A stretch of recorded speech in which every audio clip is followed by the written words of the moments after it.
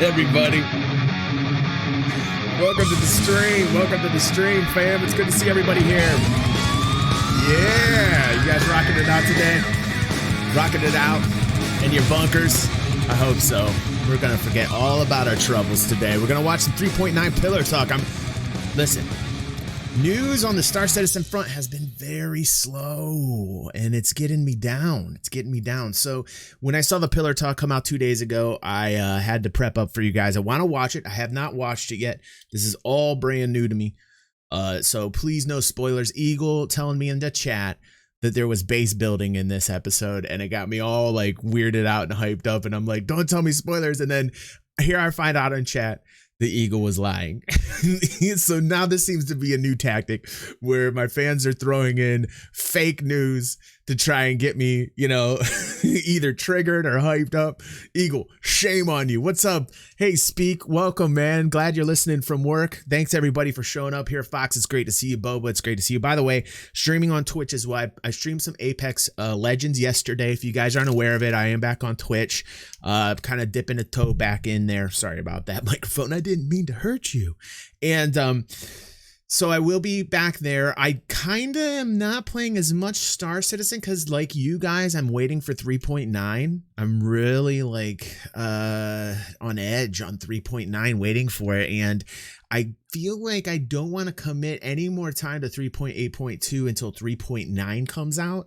So I'm just on edge waiting for the first wave of PTU come out so I can actually put that on my channel for you guys. So the Star Citizen has been very slow lately. The news has been slow.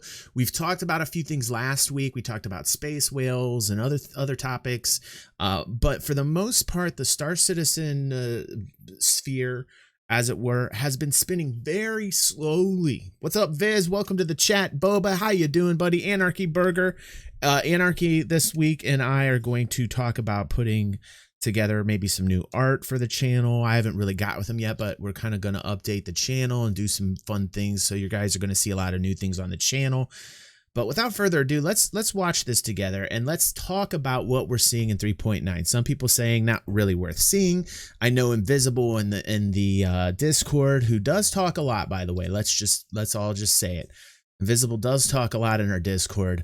Has said that not to watch it, DG, because Noobifier's already talked about it and doesn't like it. Well, Noobifier and I don't really see eye to eye on some things, and sometimes we agree and sometimes we don't. So let's see what I think of it. I have not watched it, and I just because Noobifier came out with stuff on it doesn't mean I can't. Okay, what? Now I'm not going to watch it? No, that's not what that means. That means that I'm going to watch it. It doesn't matter what Noobifier thinks or anybody thinks. It matters what I think because I'm the person who's watching it. I need to form my own opinion. See what I'm saying, everybody? So let's watch it together. Let's switch screens here. Ooh, yeah. By the way, if you like this channel, if you like the show, if you want to be part of this beautiful, beautiful family, some members, you got to just tolerate. Other members, you love them. They're in your arms, but they're all family, aren't they? They're all beautiful family members. You just hug them. You hold them. All your might. Actually, not right now. Don't do it right now. That's bad for your health. Let's watch some pillar talk here and see what there is to see, shall we? 29 minutes. I'm going to chime in like I normally do. I want to see what you guys have to say about this. And I will talk about some points that we're bringing up in chat as well. What's up, Austin? How you doing, dude? With the Prowler, we are looking forward to it. Austin's talking about the Prowler, and if you've been watching the channel, Austin, I drool over the Prowler like every time they show it. So let us watch now what there is to watch. And let me fix something here. All right, okay, now we can go.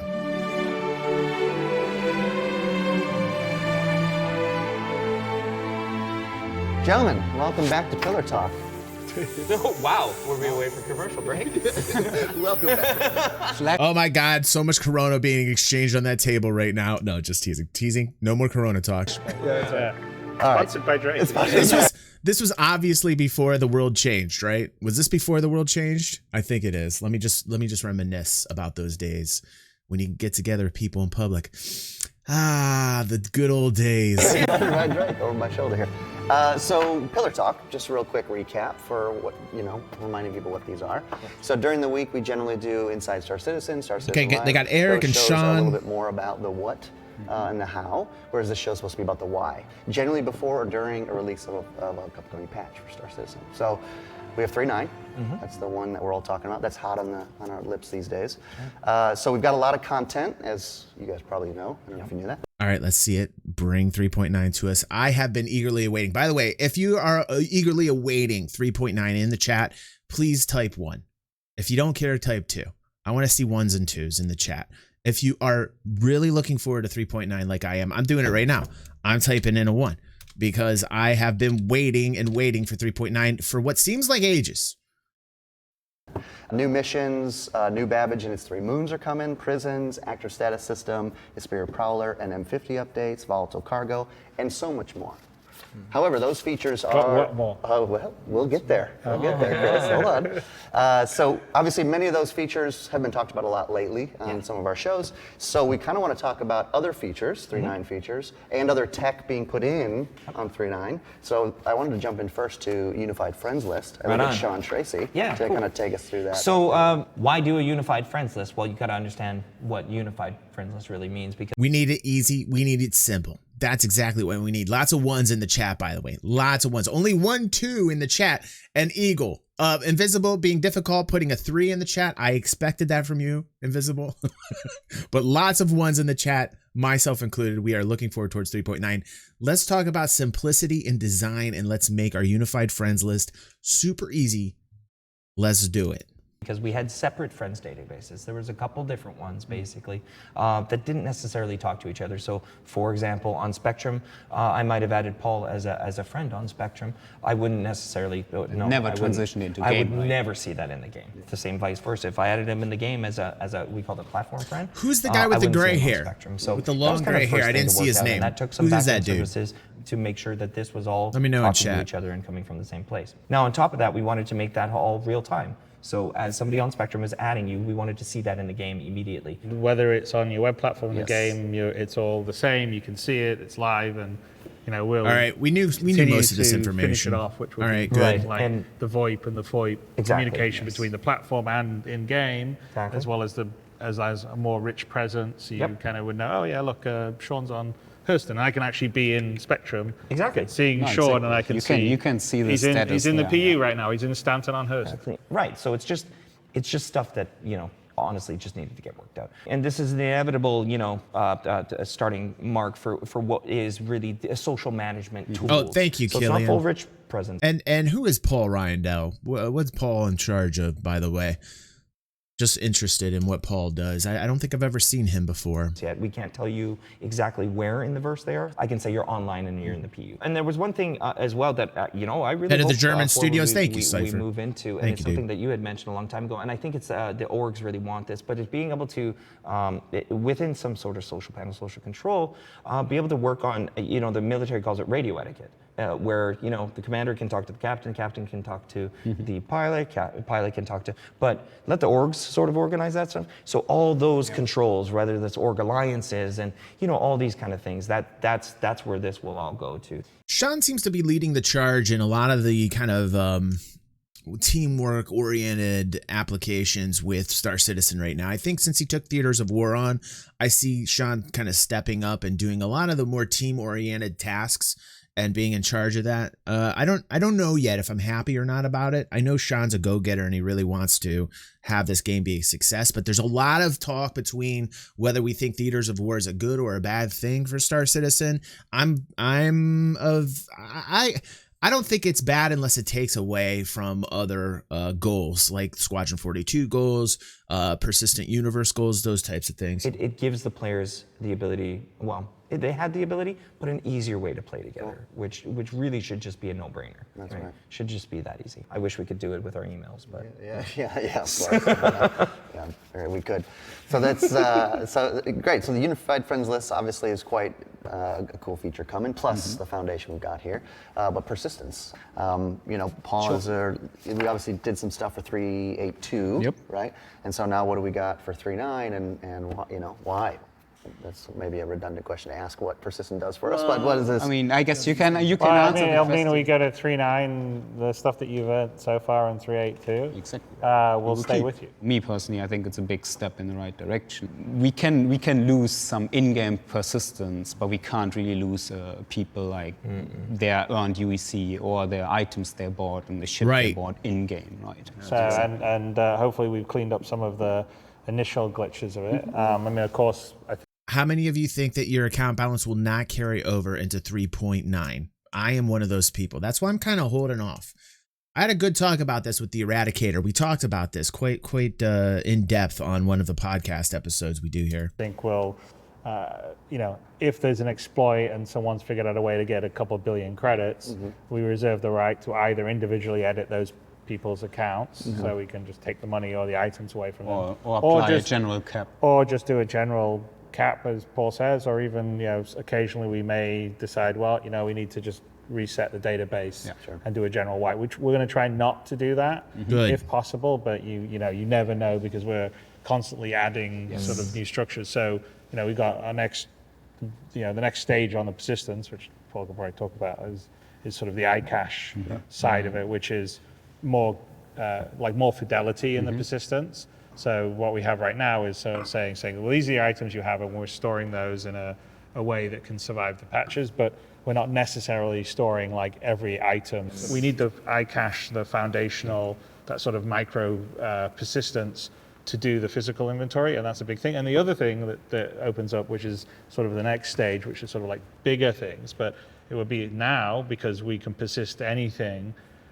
You can be a player or an organization. You can go down onto all those beautiful shots that people share of Microtech and go, I'm going to set my homestead up here. Well, we will, with that technology there, that is what we need to be able to do that, and that is our plan. So when that's online, we're working on the aspects that would include sort of what you would call base building. So you would go there, you'd have to bring in the right resources and sort of create your little homestead or your base. So organizations or players can create their own areas of interest. And there was base building in sort this. Of build out and populate. You guys double tricked me as much as we on the game design side. So as we get these things on, as we get closer to that, we get closer to this sort of completely sort of dynamic universe that you can sort of go anywhere, leave things, build things, destroy things, pick things up. I personally am tired of the wipes myself. Here's the thing. We're talking about the iCache technology. We need it to get online as soon as possible so we can have the persistence that we want, so that it can be a much more fun experience. The better the experience, the more people are going to play, the more successful the game will be. We've said this 1,000 times over, and people say it's alpha, it's alpha, it's alpha.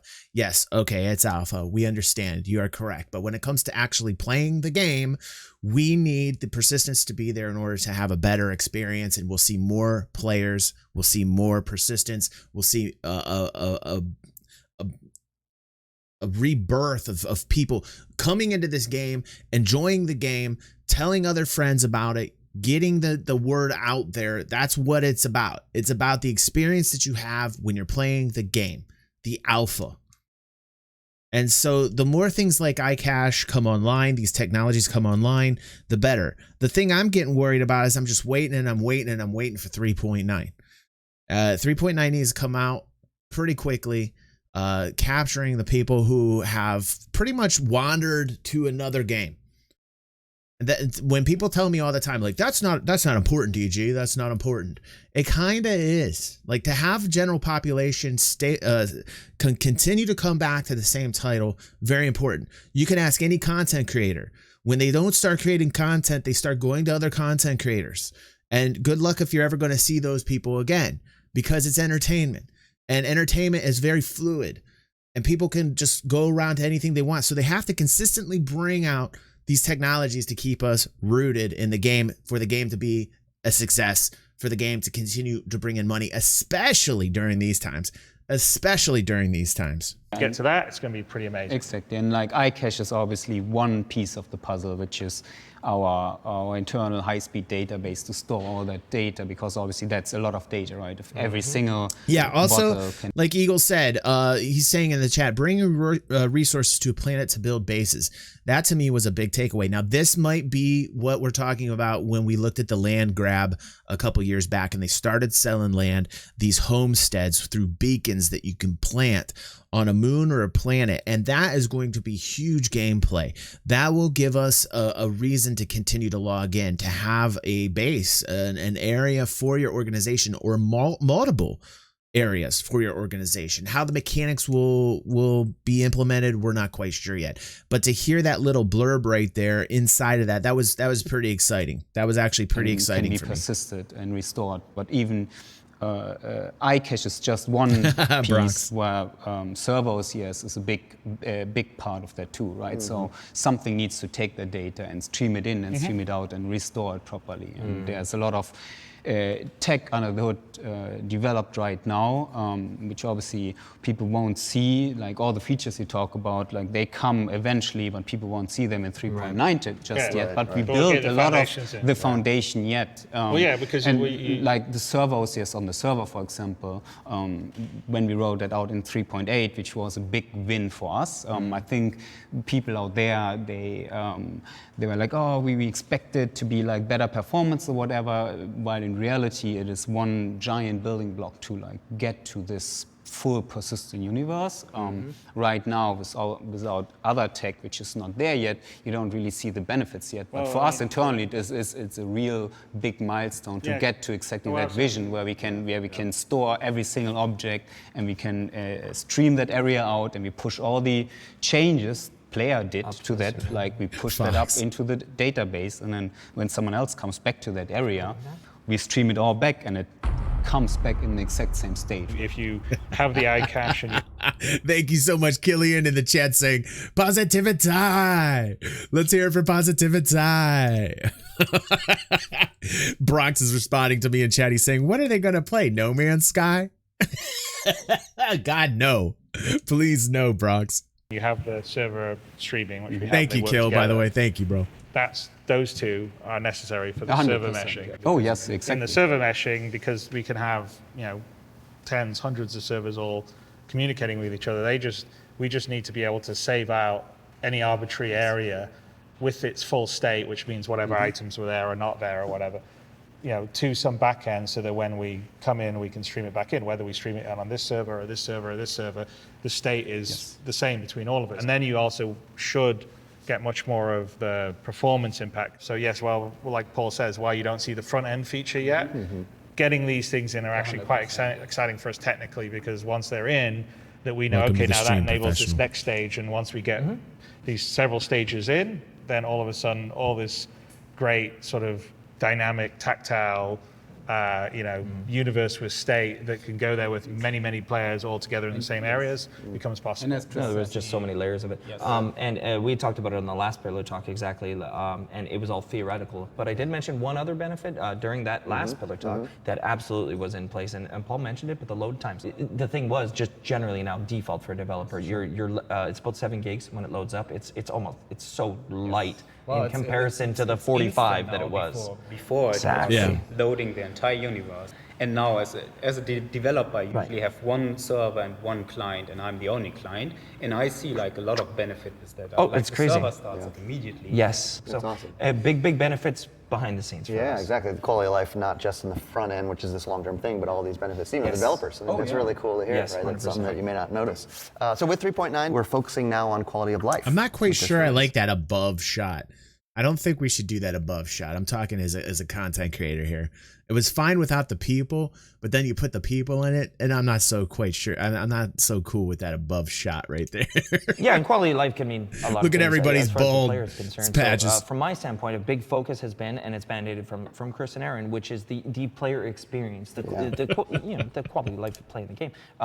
So there's no frustrations, there's no annoyances. They can do the things, they can play the way they want to play when they want to do it, basically, in an intuitive way. But I think it also goes down to a more technical level, which is sort of build stability. We're definitely trying to have a stable build and try to at least be as stable as the previous build or even more. And going back to the conversation they had before this change of topic, Eagle says in the chat, the problem is with benefits that we don't see is that communication is key for them to convey benefits and what they have been up to more than ever. He's absolutely right. Like in times like these where we're all sitting home, like right now, communication is key. We see it here in the States. Every single night Trump's on TV. I don't feel like I'm being told anything. I don't feel like there's a plan here yet. I don't know about you guys out here in the States, but like really, it feels like the plan is stay in your house. That's pretty much it. We'll tell you more later. And then the next day they tell us stay in the house again. But there's no real plan when it comes to like how we're going to help the people on the front lines working. So what Eagle's saying about the development here is very important. Like they need to communicate things clearly to us right now more than ever. More than more ever. stable, and we're willing to hold the build before it goes live for a little longer to get to that stage. So we'd rather not push it out and say, oh, we've made exactly this date, but it's crashing all the time. Exactly. And And there's always the balance between like obviously you can't spend too much time on it because that Well, takes you away got- development time. and you also but we also diverge. need, Yeah, but it yeah. also needs to be enough time so people can actually enjoy the game and like start playing the game. I'll tell you, and you know, sometimes it sort of goes up and down a little bit because, you know, for instance, server OCS, right? That actually was a massive fundamental change in the back end because It was. like parts of the universe just would not exist in the server anymore, and they Also, it really improved the performance when OCS first came out client side. Wow, what an increase in frame rate. I went to like 14 FPS to somewhere north of 32, and it's only been going up since. So they're absolutely right. These technologies that we wait for, when they do roll them out, we are seeing positives from them. Sometimes we forget that when we're reviewing. used to, and so we would see issues that would get. Hey, that Mix, that how we you would never doing, see hun? Good to before. see So, you. You know, I think when Server OCS came in at the beginning, you know, we got a little bit, you know, we took a little hit of the stability, but we've been fixing and moving those things on. In general, we're doing lots of little things. I think also, by the way, isn't in this 3.9 we've reduced the the latency, the the rewind time. for Yes, the we rewind That's time good. for the FPS stuff. Yes, absolutely. So Star Marine will be much It's better, gonna and be so, way and so will snappier. so will the PU. And the PU, but the PU benefits a little, and I think, when did I talk about this last on ISC? I can't remember when, but the PU benefits a tiny bit less than Arena Commander because it's really good when the server performance is perfect, right? So once we get 30 once we frames a get- second on Arena Commander Grey. everything's great. Yeah. Once it gets a little cratery, you know, to the fives or so, but you know, we don't. Well, I guess it does still happen sometimes when the players get all spread out. But anyways. Yes, it's in there, and yes, there is an improvement, especially for a fresh server when it's running really fast. All right, so another thing we've been working on, player interaction system, personal inner thought improvements. Sean, do you want to tell us a little about some of this? So, you know, when the players are playing, very commonly they'll have to go to the button mappings. That would be nice, Ted. These are some of the things that we're talking about on the channel here over the years that either they've promised and haven't given us, or things that were given to us that they took away. For instance, what we did have that was taken away, and this might not be a big deal to some people, was the gun range, man. I'm all about the guns, man, and I love gun ranges, and they took those away prior to 2.0, and I want those back. Every time I see the gun range on an Inside Star Citizen, I drool, and I'm like, please give me that back. Like, I definitely want that back. Ted in the chat saying, back when they gave us telemetry tools, they promised a server health tool. Over a year later, where is that tool? So yeah, Ted, dude, I totally understand what you're saying, man. I totally get it. And you've seen this on live streams or anything. It hits escape, goes to the control. Okay, how do I pull out the flashlight? Okay, how do I do the dance emote? Okay, how do I holster my weapons? Which, by the way, is my pet peeve because holster every weapons. time I'm like, Salvage, right, texting- It always professional, changes right. too, everyone's right? changed It the does. keys, and I'm like, wasn't Yes, holster Fox, used they to be do. on J, and they was like, yeah, no, I think maybe it's R now. Oh, but you got to hold R instead of just reload. And I'm like, ah. It is the worst when you're standing there as a director, or I'm sure as the CEO going, Yeah. how do I go third person again? Yeah, that's All right, right, that's yeah. right. Or, well, that's an easy one. It's but like yeah, a quality of life holstering. improvement was needed on this side. Yeah. Yeah, and we used to joke that the button baron has struck, you know, and like it just got changed. But anyways, to do away with that completely, not only having good default mappings anyways, is to be able to give the players some ability to not just remap that, but to have access to all their actions in-game contextually and quickly. We had And to cover. also opens up, like, for instance, like one of my pet peeves is we got all these great emotes. Yep. But before to access them, you had to go into chat and it's like. So they're slash talking dance or about the whatever.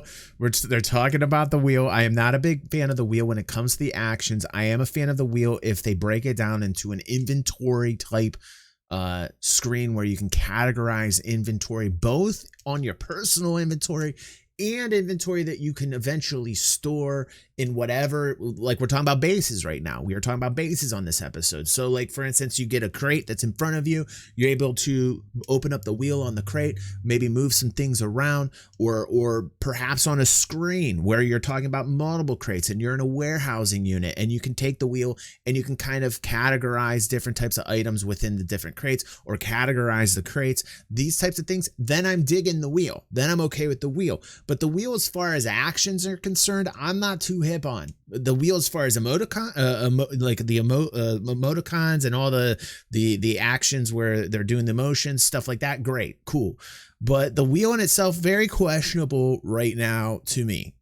I'm really skeptical about this wheel. And we had a lot of talks about whether we think that's because we think that Squadron 482 is going to be released for console. We had a great talk on our last podcast with some of the members in here. Actually, J-Dubs, who's here, Killian, who's here from Germany. We had some fans on our podcast on the last episode where we really talked in depth about what we thought as far as this wheel representing possible release for console. Now, Killian, I thought he said, nah, I don't think so. Jay and I said yes. Boba, who's here as well, I think Boba agreed that perhaps Squadron 42 at the least would come out on console, increasing their sales. I mean, that would not be a bad thing. It would increase sales. It would help with the overall revenue that they're bringing in, considering the fact that Squadron 42, they're working on the first episode. It might bring in more dollars that way. That might be why this whole wheel got conceived in the very first place. That's if you know they're there. And if you know they're there, and then the whole idea of the personal thought system was to sort of open up Fox says I'll be calling it the different death wheel. stances or action, like whether you could want to be dancing or sitting down or whatever it would be, Yeah. or all the various emotes, salute. And so it's just one place you can go select it, and the concept is sort of, it's a little bit, I mean, because I've talked about this for a while, which is I know, the kind of the StarCraft method, right? Yes. Or which is you go there and you can play StarCraft with just a mouse. Yep. But once you start to learn the hotkeys, then you sort of become you're the pro player. You can do things much quicker. 200 actions per minute. But what we need is just someone. All they know is the simple, FPS, WASD, running around, your interaction key, your mouse. And with that, you should be able to do everything, figure out how to use a ship, how to use weapons, how to do all these things, access all these... A lot of people in chat are saying, no console, DG, no console. But there's been a lot of things that were in the game, that are in the game now, that a lot of people said no to in the past as well. There have been compromises along the way.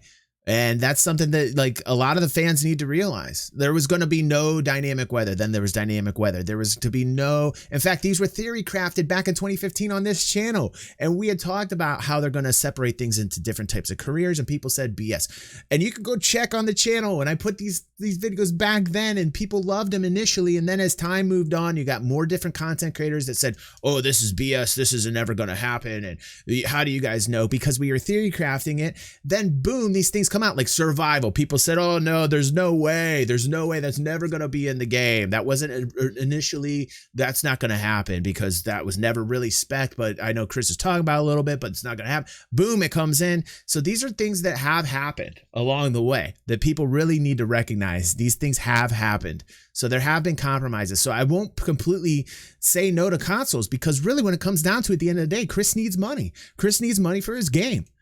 And, when it comes down to it, hey, if he can bring in more dollars by taking at least Squadron 42 out to console, then why wouldn't he? It'd be like shooting your foot if you didn't. It really would. You'd be completely lopping off a whole demographic. So to me, I think in a way, this could be a possibility in what we're seeing by this wheel. Just saying. Actions, and that really was the idea. We'll see. And that was the intent. That was the exact intent that he gave to us, which was, make playing the game a little bit easier. That's really what that comes down to. Is playing that easier out of the gate. Right. That was the thing, because the controls haven't really changed. But your access to those is.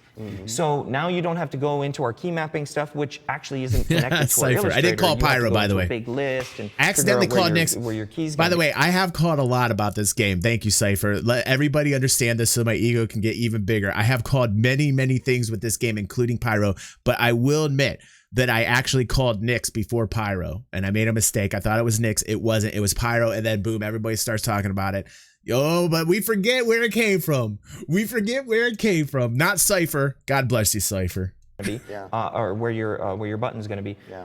Within the inner thought, within the radial, you can just assign the key right there, and it even tells you what it is. So you can adapt your style of play in situ to different shortcut commands if you want, or just kind of remap it all right there where you want it to be. So that's really nice. But then further to that, we've got shortcuts to different categories. So the idea here is that you're interaction system or your inner thought system is like a very, it's a lighter version of the Mobigas. It's what you're doing in situ. So you're not in barracks preparing your weapon and taking. And I would normally agree with what Sean is saying, but I've seen how many different interactions it took just to get out of bed. And there were 3 just to get out of bed. So he's really talking it up here. But when it comes to the action side of things, that wheel did not make it easier to wake up. Like, I mean, let's talk about the easiest function ever. You're laying in a bed and you're going from this to sitting up. It took 3 different, go watch that Inside Star Citizen episode. There were 3 layers of that wheel just to wake up for that particular action, which is why, again, I reiterate, the wheel is great for any type of organization with inventory. The wheel is great for emotion actions, those types of things, but not necessarily for just the action itself. It all apart and cleaning it and doing everything, but you're reloading it or you're changing out the ammo real quick. And I mean, you kind of touched on it a bit, but the other thing that I think is really cool with it is the fact that you can bind any key to any of the action, and you can rebind dynamically right there in the personal thought. So there's no going to an option screen. Like most games, you always you go to an option screen, you do it. Here, you literally, it's kind of like as you're doing it. Car radio, you just hold, number 1 for a second, and then it's programmed to the station you're on, right? Well, this is the same thing, which is like you're going to hold the key down for a period of time, and then it binds to that action. Right, Bricks. I agree, Bricks. And so you can sort of rebind on the fly to things that you're commonly doing. So you go, oh, you know what? I'm playing with my group, and I want to be able to give them some hand singles because we're playing FPS, 100%. And I want to be able to go like this. So you can bind that to whatever you want. To whatever keys you want, and you can move it around. So if you don't like, for instance, me going, I hate holding R to holster, and I would rather have, I don't know, like H would have probably been fine for holster, right? H holster, who knows? So I could do H, but I mean, that's I think that's a big UX usability positive for the game. And those are all the kind of little things that we need to get into the game. That's why we're kind of taking some of the stuff into the new role where we're kind of pushing some design and some of the feature teams. Same idea that we used to do our developer tools. They're still in the beginning phases. By the way, everyone, when it comes to this wheel, they're still in the very beginning phases of this. So anything can really happen with this wheel. It can get much more complex. It could get simpler, which is what I'm hoping for. I hope all the tools that make things that are actions, right, as simplistic as possible. Like, really, those need to be the most simplistic tools ever. And, in regards to how they started this, they talked about, the Unified Friends programming like that actually the Unified Friends needs to be as easy as possible, and they made it. It sounds like they made it as easy as possible through Spectrum, one thing, and through the game, and it's all unified. You can make friends, you can get towards you can get where your friends are at easily. Great, wonderful, simple. This wheel also, like, these types of tools need to be as simplistic as possible in order for us to have a good time as a gamer. Because it's like, push the player experience, make it easy for the player to play. Hey, Buck, welcome to the stream, dude. I'm really liking how that's going, and I think it's working. So yeah. Great. All right. So attachment UI. So that was something we wanted to talk about a little bit more. Understanding what that is. We're segueing to that. Whoops. I think I love the attachments UI. Wowzers. Oh, that's a good one. You owe me a We covered this last episode. The attachments UI, wonderful. Wowzer. Okay, give it to me. Love it. Okay. All right, ready? So speaking of boost to our user experience, right? Let's talk about new attachments UI. Wowzers. There it is. Okay, now that I got my wowzer, I will describe. So the attachments UI is pretty straightforward. You go into a mode through the personal inner thought system. You can go there, or there is also a shortcut to it where your weapon comes up, and it's basically like the inspect mode that we had when you were going shopping for the weapon. So you could take a look at it, and you've got attachment points on it, and within those attachment points, you got a barrel one, you got an under barrel one, then you got the scope one. As you mouse over each one of them, you'll get a list, or actually not a list, it's going to be a grid. So within that grid, you can select the actual options, and then you just it'll be a grid of the things you have that would fit on that weapon. And this morning, it was we went from list, and now it's. Now, had you have watched the episode as detailed as we had on that particular episode of Inside Star Citizen, when they showed us those attachments, some of those sites were not magnifying properly. So that will be fixed. I had a lot of fans saying, hey, what do you think about these sites? And I told them essentially through DMs and on Facebook and all my platforms, I said, listen, guys, just chill out. It's okay. Like, the sites will be fixed. They will fix the magnification on the sites. It's not going to be a huge deal. The grid looks great. Like that works a lot better because you can kind of see what it is rather than seeing NVTAC 18X whatever. Like you know what I mean. So yeah, you can see the scopes. You can add them right on there. You can swap them out as you go, and you can also stow your weapon, which will keep those on it, with an option for later that if you pull out another weapon, you can pull that attachment off that weapon and put it on the other one. And also, like I said, when we shift to physical inventory and just be more tactile, this is necessary interface because you know, pulling up your character as a thing. That doesn't like work. A paper doll, like an RPG paper doll thing, and we want Star Citizen to be much more sort of in situ, tactile. In the I see moment, things, right? interact with Yes, them. Hey, yes. I need to put a scope. Simplistic, yes. And I think Sean's actually helping a lot with that in terms of the battle, in terms of the actual FPS gameplay. I really think Sean is helping in that regards. I put a scope on. Exactly. And so we want to shift towards that. And so these are, you know, like we've been talking about in this session, a lot of the stuff are building blocks towards 100%. Cooler and bigger stuff that's coming down the road. It's already kind of got benefit and it's cool, but it also enables some of the other stuff. Without these sort of functionality and features, we wouldn't be able to do some of the other stuff that we want to do.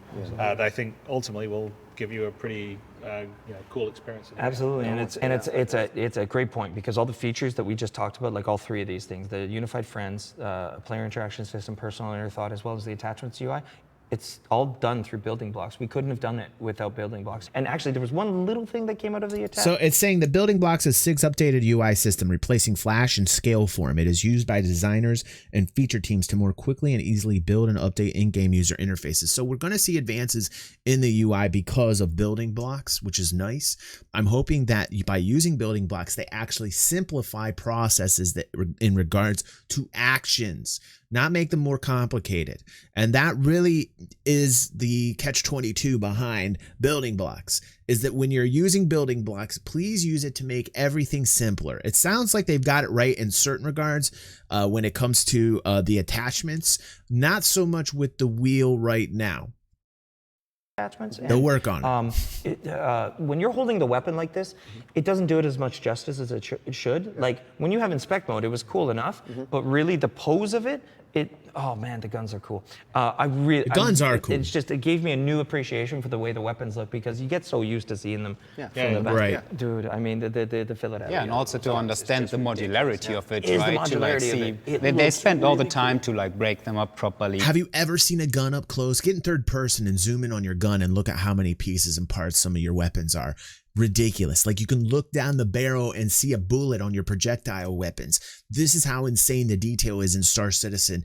I really love the weaponry. Like I'm all about the rifles right now. I'm experimenting with different rifles. I'm trying the different sights right now. Some of them pretty dead on. Some of them pretty deadly as well. But yeah, the weapons, when you look at these in third person, ridiculously detailed. Awesome. Just awesome. To like fit all the sniper scopes properly and all the stuff, and now you can actually see that like swap in real time. I feel bad admitting it, but I've stopped seeing it so much. But then the time it was that's awesome. Yes. My God, Brixie's got a great comment in the chat right now. Brixie's saying hard points on ships should work just like the attachment points on guns. That is a cool idea when you get in the pilot seat and you're able to like basically third person out and then look at your different attachments on your ships and change them based upon what you have bought and currently have stocked. That would be cool. Please, Brixie, post that. I think that would be awesome, man. Okay. Maybe talk a little about New Babbage and the Moons. Same here, Austin. Same what's here, coming into this and how they were made and. I really think an environmental site, like I think some people just think, oh yeah, it's New Babbage Landing Zone, what's special about that? But I think there's a lot of, it's makes Star Citizen special is that our locations, even though we use procedural tools to help sort of create at scale, they're very specifically authored. We have Yes, a law. they are. What is so special about New Babbage? Are you kidding me? You have not played the game and gone to New Babbage. If you're asking that question, it is freaking amazing going to New Babbage. They did such a good job on Microtech. The space station's awesome, but when Microtech just dropped with the space stations and I got to go to New Babbage and see it land on one of the buildings, that was so cool. I have a series on the channel called Experience Star Citizen. And if you guys go to that video, I think it's got over 10,000 views or so. Check it out. It's called Experience Star Citizen 3.9. You can see me in New Babbage at night. I cannot wait till 3.9 hits so I can go inside New Babbage and get you another Experience Star Citizen episode. I'm really looking forward to it. Absolutely beautiful. They did such a good job with it. We have a universe, we have a history, and you can feel it. And so when you visit the places, you feel that. And I feel like that's kind of one of the things that makes Star Citizen special. Even though we don't have a billion planets or anything yet, you do feel like when you go to Microtech, it is different than you're going to Hurston, for instance, when you go to the moons. And so and as we build tools to allow us to sort of create that stuff quicker, but still with that same level of quality, it'll be great. But I really love that, and I feel like... and then Austin's saying in the chat, the point of swapping FPS weapons attachments is because you can do that on the fly in real life. Real life fighter pilots can't change their guns and bombs while flying. They need ground crew. I think what he's saying, though, Austin, is that when you're sitting in the pilot seat, for instance, you go out in a third-person view and you can change those attachments. Perhaps they wouldn't get changed right away. Perhaps what would be even cooler is just seeing the ground crew come in and change those attachments based upon that kind of UI interface. I think that UI interface would be much simpler, though, Austin. You see what I'm saying? Even though it wouldn't be changed right away according to how you would want it, Austin, I still think that the UI, according to how we were talking about earlier, would be cool if they did the same thing to the ship that they did to the weapons. I really do. I really, really, really do. The environment team did an amazing job. Thank you, Killian. Thank you, dude. Thank you. Killian putting up some cash for the channel. Thank you, dude. It really helps in these times, man. It really helps. Thank you so much, man. And it's going to be fun to go around there and get your burger or get your coffee or just hang out. And there's another nice thing which we also showed off in ISC is that we have the ability now to sort of change our light states based on the time of day. So, it's also the interior New Babbage. One of the really cool things about it is it's one of the first implementations of that. And also, there's a whole area, there's a whole bar with a DJ, and at nighttime there's laser lights, and it's a party scene, and during the daytime it's a bit more of sort of a chill day drinking scene. And it's really cool. Back from CitizenCon, we came up with this term for New Babbage called #microdouche, and the old schoolers in here, we have never forgotten it. We are calling it microdouche. I love the design of New Babbage, I really do. But we were saying it looks like an Apple commercial sometimes, and also one of the designers on the panel back in CitizenCon was talking that he said it looked kind of douchey, and that's what inspired us to create #microdouche. We're thinking about making #microdouche shirts for the channel. And it looks like there's some type of drinking game going on. I'm not quite sure what the trigger word is, but I know that by now some of you are feeling very good. Cypher says that he is on drink number 10. Congratulations. I wish I knew what it was so that I can get him to drink number 11. Really cool. So yeah, no, it's great. The 3 moons, which I think we've also done some ISC on. That's they actually created those in I think it was like 2 weeks per moon for one person. So it was 3 moons, each one took 2 weeks basically. And those look great. I mean, they're some of our best looking ones. So, and we're, now that team's off doing some stuff in another star system, which is looking quite good, but that's another story. After 3.9. But I think that's good news. Be a lot of fun. That was nice. People busy for a while. That was nice confirmation right there that they are working pretty much on the moons and have almost got them completed, at least from what I can tell from Chris. He looks kind of happy about the moons in Pyro. So that was very good information right there, a little insider info. Nice. So I think that's really cool.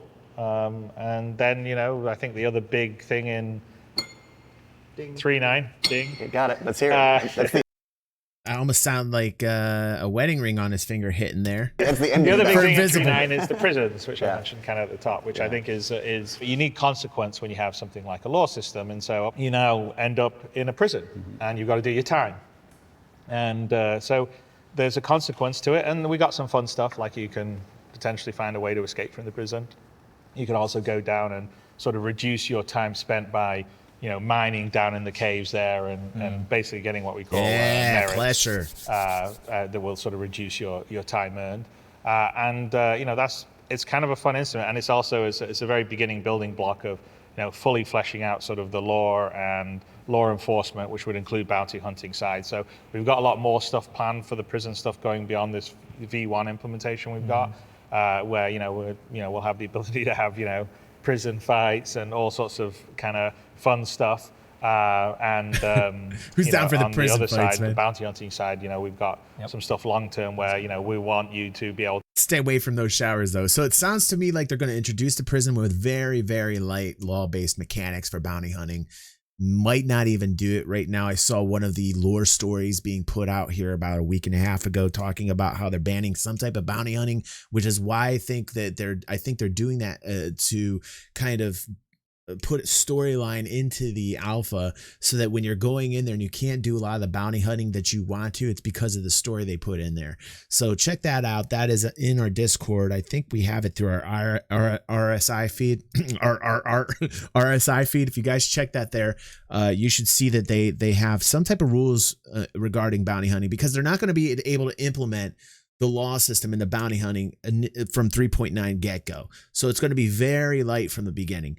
They will have the prisons, though. I'm really looking forward to the prisons. I got so much I want to show on the channel when 3.9 drops. I cannot wait till the first wave hits. Cannot wait. To track down other players, secure them, put them in your ship, take them, drop them off at the the local advocacy office, and right, that Fox person wakes up in the prison.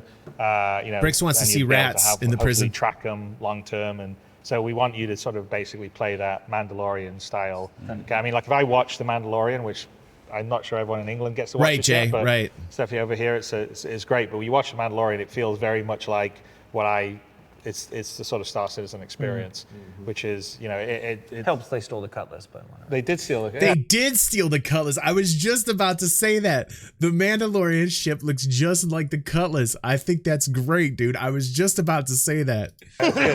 Well, David Hobbins is lead concept artist on it. I know. He did work on, although he did do the cutlass. But no, thank you, Hammer. Thank you, man. But anyway. Hammer, God bless you. Hammer and Killian, thanks for that cash, man. It helps out. Hammer's saying he's doing a breakfast shot. Holy moly, he's starting it out. He must be Irish, man. He must be an Irishman. I love it. Irish here, yo. Aaron, go, brah. The idea of like sort of bounty hunting and tracking someone is stuff that like we're working towards. So there's a lot. So the prison is like one of the elements that's, again, we talk about. Hey, Santa, welcome to the stream, gameplay dude. there. And of course we're going to build on top of it. And I think by the time we finished all this stuff, it will be really cool. And that's all the part of things like the prison system is like one element that would add towards making your piracy and bounty hunting and sort of law enforcement cycles all work. And that's one of the elements, but it still needs other stuff, and we will get there, and that's kind of our sort of plan. But it's this iterative point where we put it's like putting another brick in the wall, and finally it's there. It's always the last 10% which like brings it from Takes 90% of the time. That too, but it also brings it from Thank you, not sure. there's a Thank base you, bro. system here to actually now it's a polished feature and you can use it intuitive, and it's fun to that's use. part of it. I mean, I think that's the challenge is like normal game development. You wouldn't be doing this out there publicly. Yeah. But we, because of the nature of the way the game is, we develop it with the community out there who support us. It's a totally different way, and I actually quite enjoy it because you get sort of the feedback and the early feedback. 100%. This says behind me, let me read it. It says, Chris points out here, Star Citizen's uniquely collaborative development process indeed makes it distinctly abnormal. I don't think they need to write that down to let us know those have been fans and those have been backers since very, very long ago, that this is one of the first types of projects that's out there in the open for everyone to scrutinize. I mean, it does take balls to do this type of thing. These guys that are working tirelessly for us don't get enough praise. we do, including myself, kind of scrutinize a little much in regards to the details, and deservedly so in some instances. But a lot of these guys don't even want to appear in public on these shows because they're like, I don't want to deal with any harassment, and I get it. As somebody who puts myself out there, trust me, I get some pretty crappy comments. I get some really crappy emails, but then I have wonderful guys like you here in the chat that I can hang with, and it takes that all away. So so thank you for everybody showing up live today. I'm having a great time with you guys. And we can also make things better and more stable longer term this way, but in the short term it does present challenges because we always have to make sure that, for instance, we have as stable a build as possible. So we do spend a fair amount of time stabilizing a build that we may not necessarily do if we weren't having to release something every quarter. I think long term it ends up with a better product because we're iteratively testing it and we're iteratively getting feedback. But on a short term basis, it means that you always have to spend some time making sure you're triaging your current build and making sure it's working. So that's time that you couldn't be spending on 100%. A feature or polishing it. So if you're expecting everything to be fully polished and working brilliantly the very first time you load it up, then it's sure. You shouldn't be playing Star Citizen just yet. And then you would have to wait. That's the flip side, yeah. Yeah, well, exactly. That's what I'm saying. That's the big advantage. People can play right away and they test out a feature, the core development. Really close. Not just, I'm part of the last 10% where we polish everything. Or I'm a beta tester. Yeah, you're part of it from day one almost, right? Yeah. So I would definitely. I would say a project of this scale. There's definitely some smaller indie projects where it's very like that, and that's very cool. But a project of not on this this size scale. and the scale, Never not many been people done. doing them, and the people that are the big publishers, and the big publishers would never do what we're doing because This is cool to hear Chris talk about this. they just wouldn't want to have to be open to that much feedback. No, because they're always canceling early. them. Well, that's true. Yeah, well, that's the thing is nobody sees that. we're not, Star 8-year projects Citizen getting is shut down. Star Citizen is never getting cancelled. We're just going to keep working on this thing until it is the best space sim or universe simulator, I should just say, not really space sim, because it's a complete universe sci-fi simulation game possible, and that's kind of cool, and it's fun to be working on it because it's I don't know, it's I don't know. If this project is successful, which I really think it will be, this will change the way games get made forever. This is one of the reasons why I initially started content on this to begin with. I not even knowing exactly what the scope of this project was. When I first initially heard this project being funded by fans, I was like, cool. I'm like, I know of a few trying to do this, but then I had heard about the amount of money that it had brought in, and I said to myself, whoa, wait a second. This could be a complete game changer for this industry. Can you imagine how many publishers are going to be hurting if this becomes successful? I bet there's a lot of publishers out there that are trying to do what they can to make sure this doesn't succeed, because they will be legit bankrupt if more people make their games like this. I love it like this because we get the game that eventually we want for those that are patient enough to deal with the amount of time this is taking, and it sometimes feels like a soap opera after a while, but once this is completed, this will be a complete game changer for the industry. Feel like Willy Wonka, and it's imagination and whatever you can dream is possible. All right, right on. I'm motivated. Let's go. Yeah. Well, let's go. Honestly, I I know I don't think we have anything more to add. I think that's a great wrap up. If you guys had anything else you wanted to add, I think Chris nailed it. Yeah, I think that, and you hear it here first. Star Citizen's never going to be canceled. Do you hear that? All right. Thank you guys very much for coming and for the Pillar Talk, and hopefully everybody enjoyed it. Let's get back to work. All right. Thanks. This is going to be something. As long as the fans keep supporting this, I really think this can stand the test of time, and I really think we can get a finished product. This was a great time I had with you guys today. Thank you so much, everybody, for showing up live on the show today. I really appreciate everybody who donated as well. Thank you so much for helping out financially with the channel. If you like what you see here, if you had a good time here, please press the like button. Please break the algorithm. Please get this out there so that we can continue to grow this amazing community. We are a wonderful group of people here with all different types of opinions. We're not all just like yay. We're not all just like nay.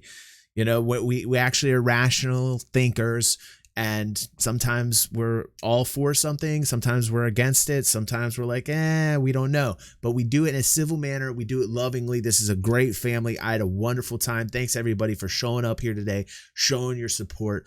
You know I love you.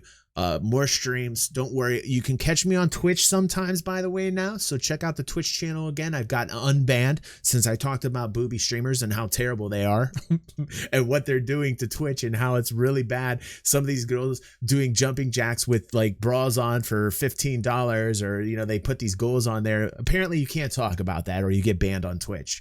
You can do it.